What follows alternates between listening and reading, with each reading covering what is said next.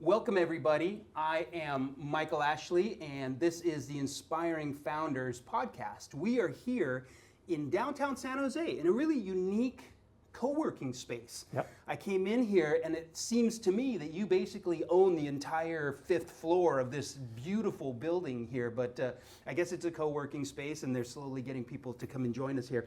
But I'm here today with Benjamin Baer from DecideWise. It's a really interesting startup here in San Jose, and they're in the plug and play co-working space. And so there's a lot of connections with what's happening around AI, around building out great communities that are able to take advantage of the things that are happening in the world today. And there's a lot of things happening today.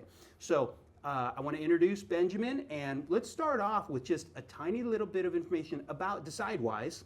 Okay. Let us know kind of like who you are, how you, what you do, and what this community is all about. Let's start there. Okay. So thank you very much for having me, first of all. So DecideWise is, we've just created a community for IT professionals, for buyers, implementers, and users of what's called decision intelligence technologies. And the idea behind decision intelligence is it's about how companies go about operationalizing their AI and their analytics. So it has a long history in, creating business process and business automation around decision logic. What is the process that companies go through to use data, to use analytics, and ultimately use AI to automate their business process and scale their business process? Okay. So it's a relatively new concept, decision intelligence, but its basis is in technologies that have been around for about 25 or 30 years. Okay, that's interesting. So when a company makes a bad decision, what are some of the consequences of that? Well, depending on the industry, they can be catastrophic. Some of the early adopters of these kinds of technologies have been financial services and insurance companies. So they're about how do I originate a loan, originate a credit card. Originations is the financial services term for new customer onboarding. But you can make a bad decision about a loan or a credit card or a debtor and end up seeing hundreds of thousands or even millions of dollars in loss. I see. Now, thank you for putting it in that perspective, because that is a critical decision and it's one that we've all faced. We're applying for a car loan, or maybe we want to rent a house or even buy a house. You have to go through that process as the consumer, like, I need you to decide on my behalf, and they're trying to figure out, how do I make a good decision so I don't lose money on this person? And not only that, but you want to operationalize it in such a way that makes it consistent. Okay. So that you're treating everybody without bias. You're remaining compliant to the law, which requires you to be able to audit all the approvals and scale it. So these banks are looking at thousands, sometimes even hundreds of thousands of credit card applications every day. Wow. So they can't have an individual or a human actually review every single credit card application. That doesn't scale. No. How do you? Okay, wait, we have to step back a little bit. We're going to walk back a tiny little bit to get to where we are today. Okay. Because in order to build a community of people who trust you to, help them make these purchasing decisions around, decision operationalizing their technology, whatever, all this stuff, how did you get to the place to where you are kind of one of the experts in this space? And then let's talk about this community that you're building. Okay, so I've been in technology and technology marketing, and very specifically product marketing, B2B, for about 30 years. I've worked for a wide variety of technology companies, both really big ones, companies like VMware and Sun Microsystems, and startups. And about 2012 or so, I took a little bit of a risk and kind of pivoted to a company called Fair Isaac Corporation, also known as FICO, and people might know them by the FICO score, which is a credit score. But the vast majority of FICO's business is all about helping banks and insurance companies and other companies figure out how to use their analytics in their business process. And the technologies that they pioneered and they work with, everything from data management and ETL, extract, transform, and load data, to streaming analytics, predictive analytics, optimization, business rules, application development. It encompasses kind of all of that in a continuum. And then there's simulation and learning loops that come out of that. I mean, a lot of really kind of esoteric technology. But if you all kind of connect those together, they're very much instantiated within enterprise, within financial services companies, with energy companies, with companies of all sizes and shapes. How do I take my data, learn from it in real time, and then use it and inform my business decisioning process, whether it's internal business process or customer-facing process? So you did this at FICO. Yes. And you discovered like there's a very complex world around decision analysis. Why wouldn't a company just say, "Oh, I'm just going to hire FICO"? Like, why does a company need to have a community to talk with a bunch of different people who are going through a lot of the same challenges they are?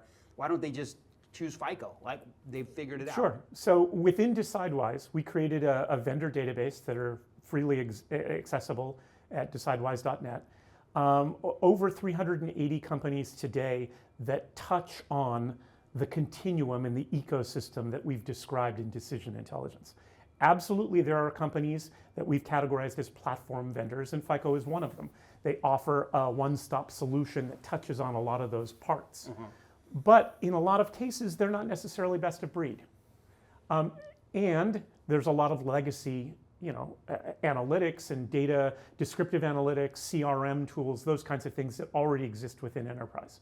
So a lot of these companies are looking for interoperability, integration, best cases, use cases, people with experience in implementing these.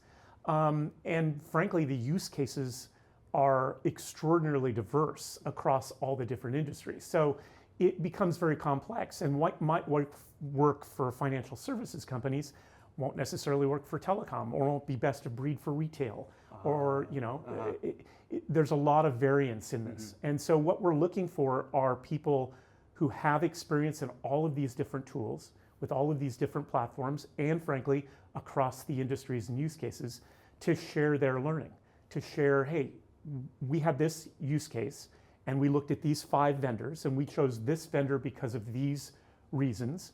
And here's our experience with that vendor. And being able to share and collaborate that kind of knowledge and industry expertise, today there is no other place available to do that. I mean, you can go to Reddit or Discord on one hand. On the other hand, you can go to the vendor themselves, and they're usually just talking about their products. So we see this as an opportunity right in between to really foster a lot of really interesting dynamic conversation around how do you use these tools and how do you use this capability. And frankly, AI changes the whole story in addition. So I want to talk about that, but let me go back one step to the genesis of DecideWise. This is not your only, you're not the solopreneur here. You have a partner, yes, a co-founder with you? Okay. When did you know, you personally, when did you know that there was an opportunity here that you wanted to risk it all? I mean, like, you've 30 years in the industry, you've worked at a bunch of great companies. I suspect you probably made a really good living. At some point you had some sort of an aha moment and you said, it's time for me to shift. I'm gonna leave the corporate world. I'm gonna risk it all. I'm gonna get a cool little office in this neat little co-working space, and I'm gonna build a community. I think there's opportunity here. There might be money here. Like, when did that happen? Well, so it's been kind of in the back of my mind for the last 10 years as I've been working in this FICO platform world, which is really good for what it is. And I noticed the breadth and depth of competitors in the space just gets bigger and bigger and bigger. And so I started to think a lot about interoperability and integration, and even a platform offering still has a lot of integration and interoperability requirements. And I found myself a year ago having a conversation with an old coworker of mine from many years before, and she had come from the world of building community. Her background, among her many jobs as a marketeer, was helping build out the tech exchange at IBM, which is now 450,000 community members, all discussing IBM components and how to work in the IBM ecosystem. And so as we started to talk about this, and she's also spent 30 years in this business, we kind of came to the conclusion that not only is there an opportunity here, she has a very complementary set of experiences in building community. And frankly, we just wanted to do our own thing. We wanted to build our own thing. Yeah. You get involved in the big corporate environment, and it's really good, and it comes with lots of benefits. But at the end of the day, you're like, somebody once gave me the metaphor of you are nothing more than a handful of water out of a bucket. And if you know that metaphor, if you take a handful of water out of the bucket, you look into the bucket of water and it's like you were never there. And so we very much liked our time in these big companies, but we felt like it was time for us to kind of carve our own path. Mm-hmm. The interesting thing is, you use the word, when did you want to risk it all? And neither of us see this as a risk. Okay. Both of us see this as a great opportunity. At the end of the day, if it doesn't work out, if it doesn't succeed and make us the money or the return, we're no worse for it. You know, our CV still stands on its own, and this is still seen as a positive. Yeah, and you picked a great time with the emergence of AI and you know, crossing the chasm, and everybody's adopting and using it, and especially in decision, you know, in decision making. But I teach at San Jose State University, and I teach entrepreneurship. I talk with thousands of students, and they want to start companies and do the startup thing, and they want to come right out of college and they want to jump in. And I want to tell them that there's some value in maybe going and working for a little while and trying to understand like what's happening in the world, you know, what the corporate world is like and the kinds of decisions people make out there. But at the same time, being naive and having very little to lose is a great time to start also. So what's your take on that? So you spent 30 years, you know, in corporate, jumped out, now you've got your own startup. What's your take on the value of that? Yeah, so I don't think there's a right answer to that, and I'll tell you why. So if I were to look back on my career and give myself advice, it would have been do the startup thing, start your own business right out of the gate. Wow. You have a whole lot less to risk. Your monthly nut, if you will, is a lot less, right? I didn't have a mortgage, and I didn't have kids, and I didn't have a wife. There are a lot, you can live on ramen, right? When you get older and you got to deal with blood pressure and all those things, you can't live on ramen. So from that perspective, there's no negative, right? There are a lot of positives. On the flip side of it, there are a lot of things that I learned in the corporate world, voice of customer in particular, that I didn't know. And in a lot of ways, coming out of college, frankly, you're going to be a little bit naive. You're going to think you have a lot of the answers. And maybe you do. Maybe you get lucky. But maybe you don't. And being able to understand what voice of customer is, being able to do the inquiry, go into a problem statement not knowing all the answers and being very comfortable with that is kind of a much more mature, a much more experienced kind of process. So, you know, it's a catch-22. You know, it's a trade-off. And I don't know that there's a wrong answer. Yeah, yeah.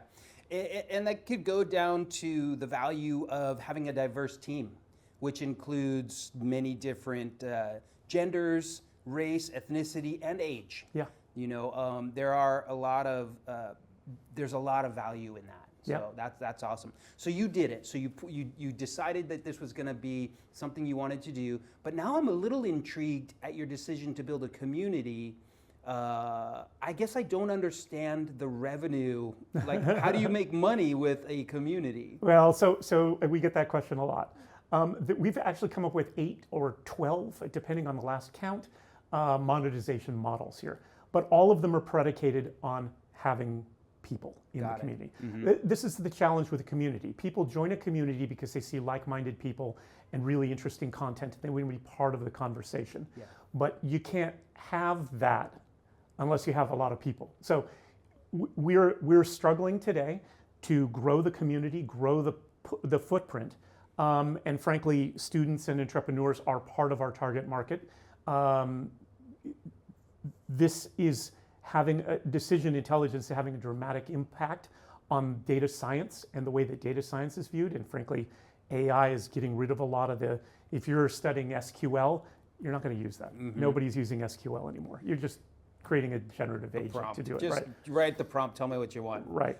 But once we get to, I don't know if it's 1,000, if it's 5,000, if it's 10,000 users here, there are so many different ways to monetize it. We've already started looking at some vendors to provide us sponsorships. We have a single paying sponsor today. Cool. We have 3 sponsors. We'll grow that over time.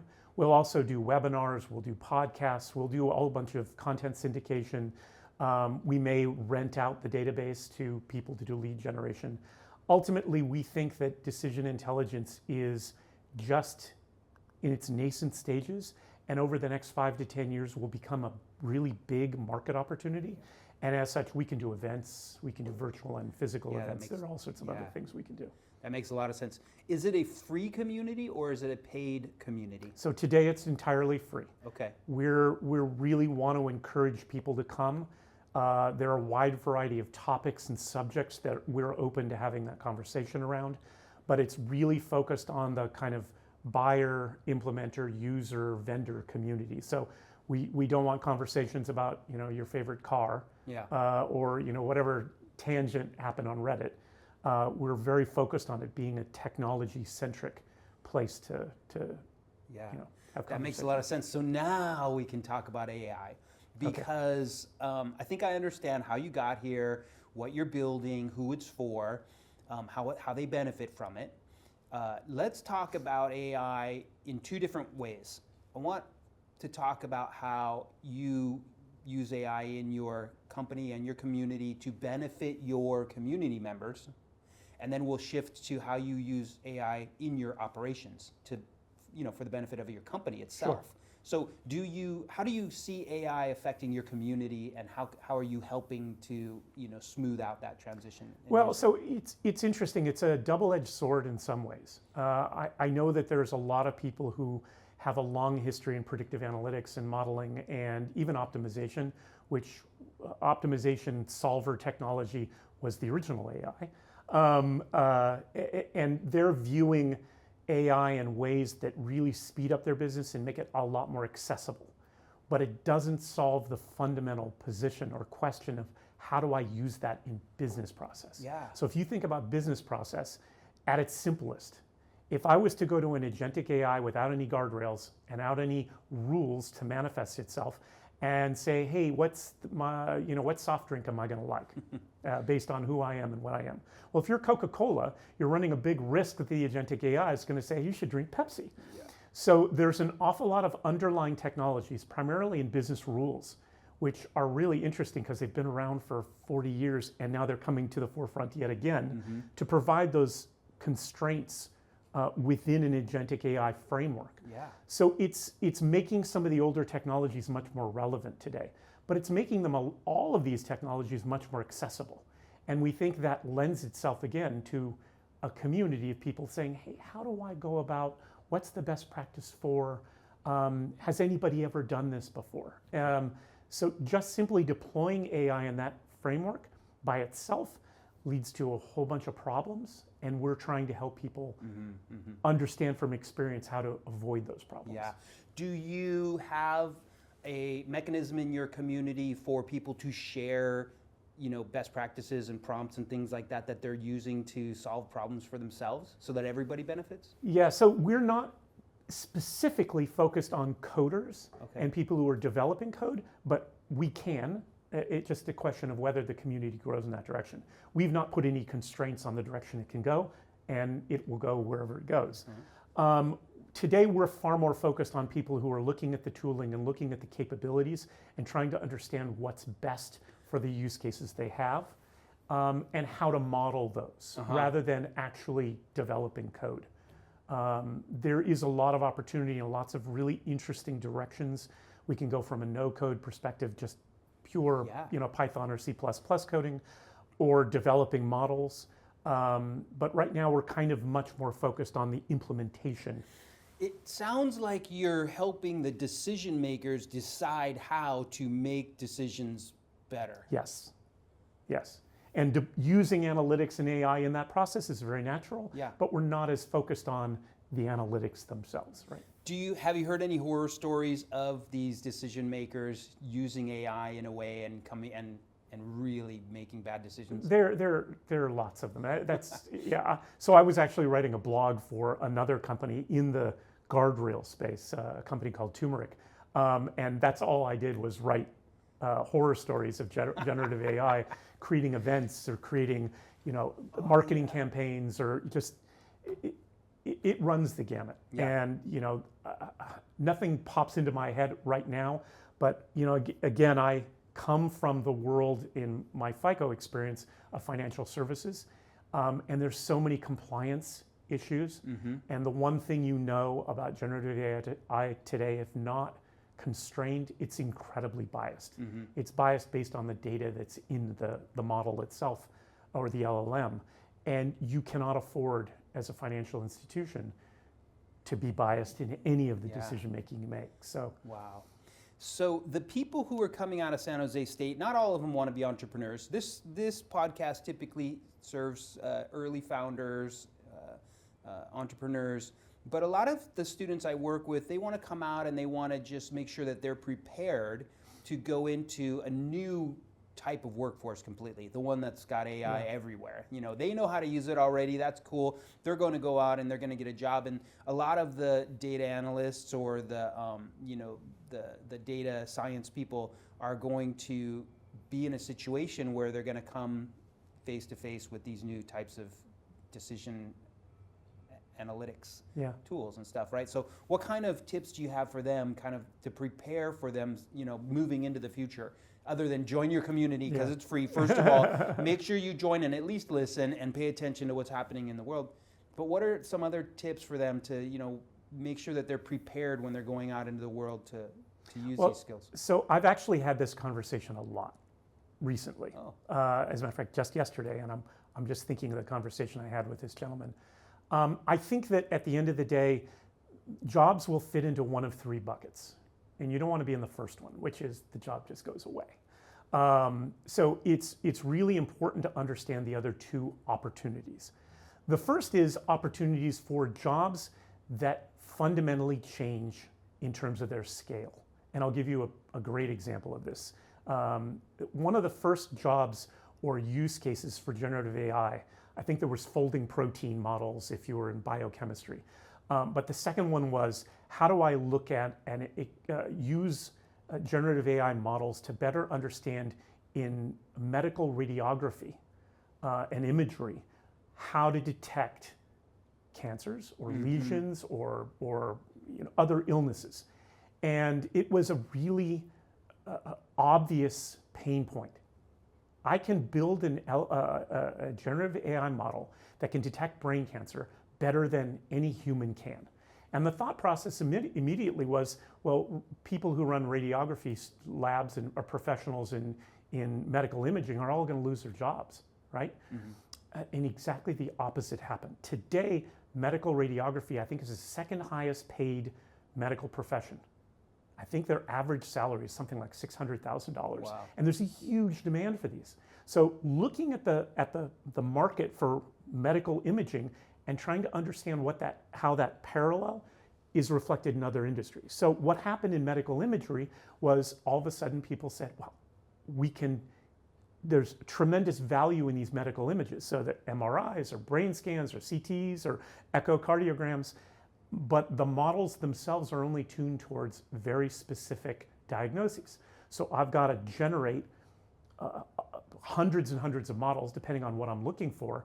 And all of a sudden, there was great value in those medical images, so the demand for medical imaging went through the roof. Yeah. So there was a huge demand on medical imaging, which means there was a huge demand on people to run the medical imaging equipment, and then even an increasing number to actually go through the individual models and do the diagnosis. We got to feed the models. Got to feed the models. And so it fundamentally changed what a medical imaging specialist does. Yeah.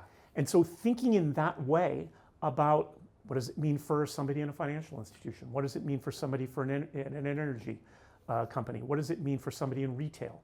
It will change the business fundamentally, change it entirely. It could even open up the door wider for a lot of people who want to be financial analysts, but maybe they couldn't get through the narrow door that used to be there because they had to do all of the really high level decision analysis at top of their class. Yeah. But if the door's wider because they can be supplemented by AI, because AI can help them to make the decisions better, the increased number of financial analysts might be beneficial for people coming out of school. And people are going to need a much more sophisticated, maybe a longer educational cycle to give them the experience that they need to walk into a market that's already got a lot of experienced people. Yeah. And I'm not sure how that rolls out. Yeah. So that's an open-ended question. But let me give you the third category, and the one that's near and dear to my heart: data science. Mm-hmm.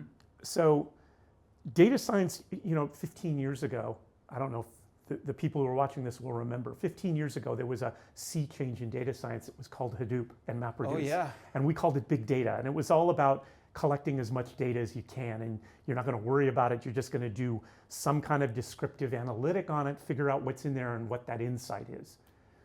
That market's gone. A lot of companies spend a lot of money on that. Oh, yeah. But today, generative AI can tell you exactly what's in that data repository. Yeah. You don't need people to do that.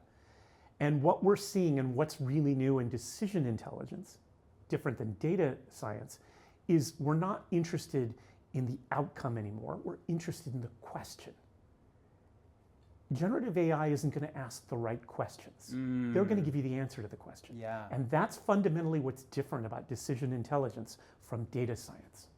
Don't tell me what the data tells me. Tell me what I need to know to run my business better. So I can give you kind of a spin on that. We used to call it prescriptive analytics, but it's not really analytics. But increasingly, companies don't want to know what the data tells them. They want to know what they got to do. And they want to be nimble and agile, that they want that answer now in real time. It isn't good enough to tell me how much merchandise I sold last quarter, which is what a CRM does. They want to know how much to stock today, what kind of discount to give to the guy at the retail kiosk in real time when they're buying something. And if they ask the wrong question, they get great answers, but They're not relevant. it's not the right question. So the one that kind of this resonates for me, and again, I don't know how many people will understand this, but have you ever read Hitchhiker's Guide to the Galaxy? I have not. Okay. I'm one of the ones who haven't. But at the end of the day, the big catch was the answer was 42. And then they had to spend billions of years trying to figure out what that was the answer to what question. So at the end of the day, they didn't have the question, but they had the answer. Yeah, that's And I think that's fundamental in what businesses today face. yeah, They get a lot of answers, yeah. but they don't know what the question Yes. is. I know when I reflect on my life and I go back and I'm writing in my journal, something that comes up often is it took me a long time to learn how to make a good decision, just in general as a human being. I made a lot of poor decisions, but they were my very best decision that I could possibly make at the time. And I think back and I go, God, I wish there was just a way that I could have learned how to make better decisions. And that's basically what you're saying, is like there are ways Yes. that people can make better decisions. And technology is now at a place where it's accessible to everybody. Well, so, and I want to make the distinction between the personal decision, the consumer decision, and the enterprise decision. And enterprises have a different kind of challenge because they have lots of people at the table and they have lots of rules they need to follow. And they, have a certain mission statement and things that they value. I called it kind of constitution for the company. We all know it in our gut when we say, what's the difference between buying a product from Apple versus buying a product from Dell? It's not to say that there is one's better than the other, but they value different things. And those things can be codified. Those things can be documented, and those things can be executed on a very consistent and scalable basis.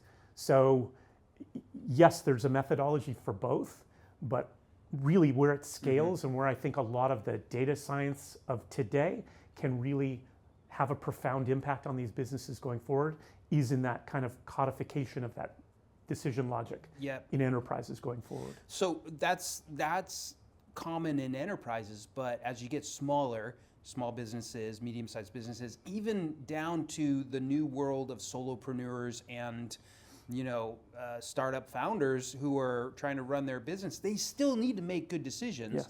They still need to align their decisions with their values and culture and everything like that. Can they do the same thing? Is this something that they should be thinking about as well? Codifying? Absolutely. There are a number of products that are not only available for free, open source, that they can use and should use. There's also a bunch of industry standards that make this easy to understand. There's an industry standard called DMN decision modeling and notation. It's an industry standard through an organization called OMG, the Object Management Group, and you can find it online and in Wikipedia. And it basically codifies the decisions you need to make in the simplest of terms and gives you an opportunity to identify who owns the decision, what data do you use in defining the decision, what analytics do you use, what outside influences influence those decisions.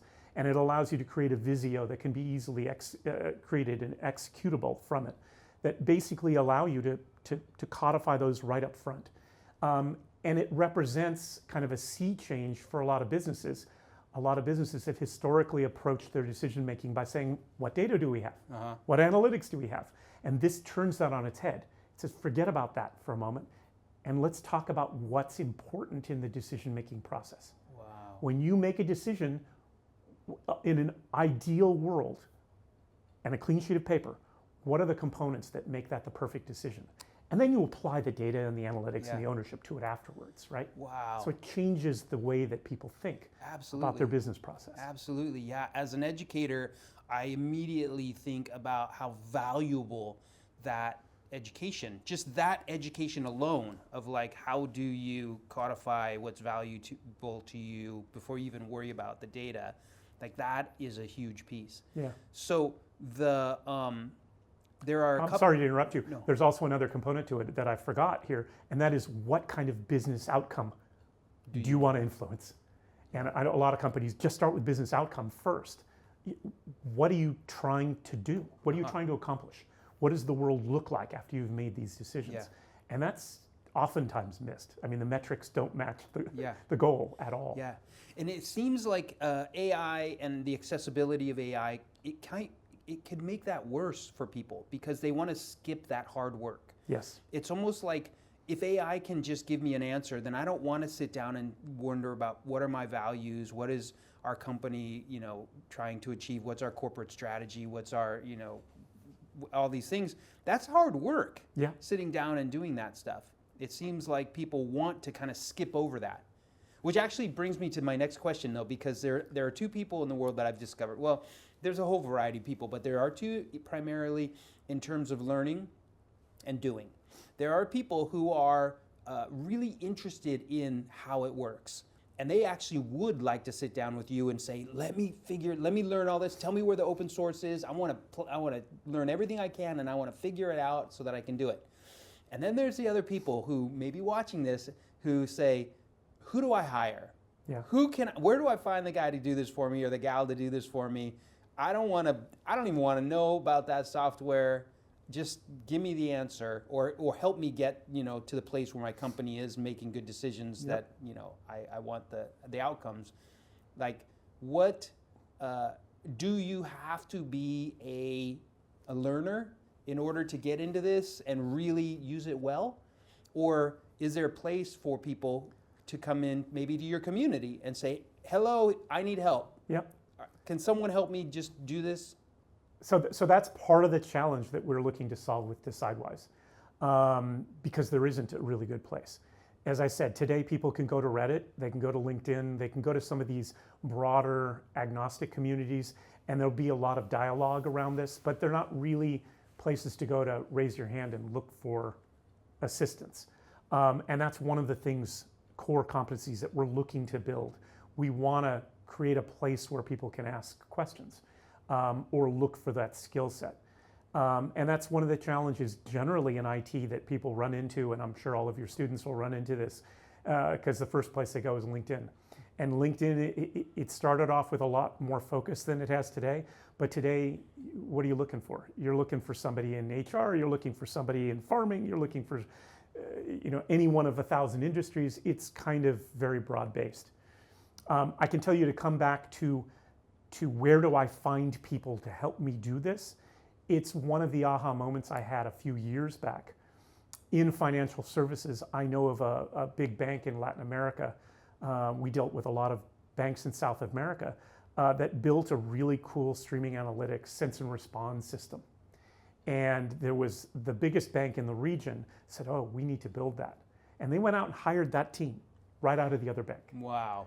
And then another smaller regional credit supplier said we need to be competitive, and they went and hired it out of. So it's the same team just went from one bank to another bank to another bank, which is great for them. Yeah. But it doesn't really help grow and expand the knowledge base and the number of people. And on the flip side of it, if as good as those guys were in the financial services organizations, imagine if they had been able to put their shingle out and take offers from retail or take offers from banks in Europe.